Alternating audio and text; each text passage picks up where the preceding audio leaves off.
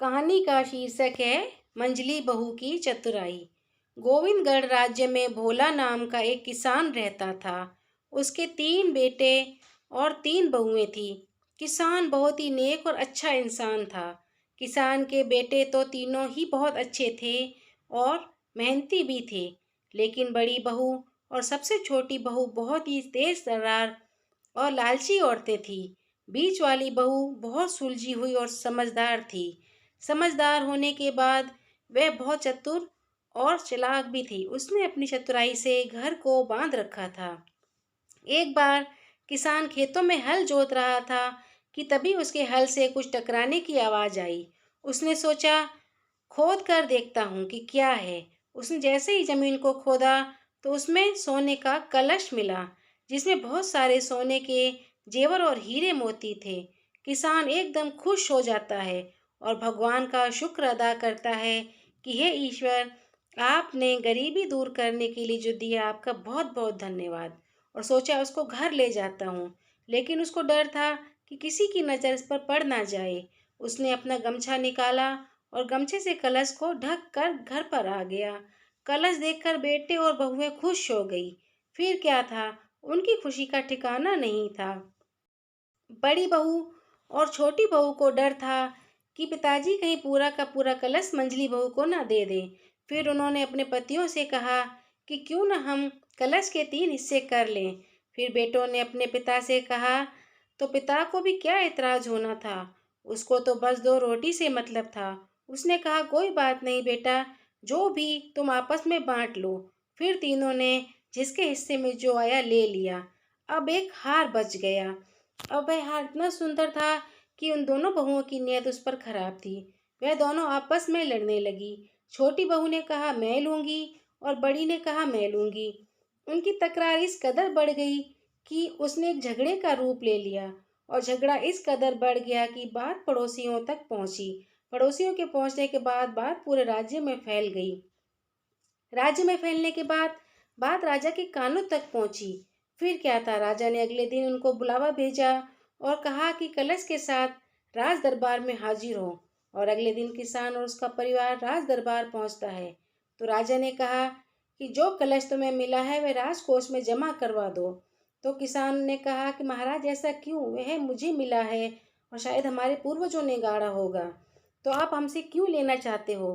तो राजा ने कहा, देखो, राज्य में कुछ भी लावारिस अगर किसी को प्राप्त होता है तो उस पर पूरे राज्य का अधिकार होता है और वह राज्य की भलाई के लिए इस्तेमाल किया जाएगा। इसलिए वह कलश अब राज्य दरबार का हो गया। तुम इसे राजकोष में जमा करवा दो। किसान और किसान का पूरा परिवार राजा को बोलता रहा कि यह हमारे खेतों से मिला है, इस पर हमारा अधिकार है, लेकिन राजा ने उनकी एक न सुनी। किसान को मजबूरी में वह कलश राजा को देना पड़ा। बेचारा किसान बहुत दुखी था। उसको लगा, भगवान ने इतने दिनों बाद हमारी सुनी भी तो राजा ने हमसे हमारा सब कुछ ले लिया। लेकिन मंझली बहू पूरी रात यही सोचती रही कि राजा से कलश कैसे वापस लिया जाए। पूरी रात सोचने के बाद उसे एक उपाय सूझा और उसने कहा, पिताजी, हमें राज दरबार चलना होगा। तो किसान बोला, क्या बात है बेटा, अब राजमहल में अपना क्या काम। तो मंझली बहू बोली, पिताजी, हमें अपना कलश वापस लेना है कि नहीं। तो किसान को बड़ा ताज्जुब हुआ।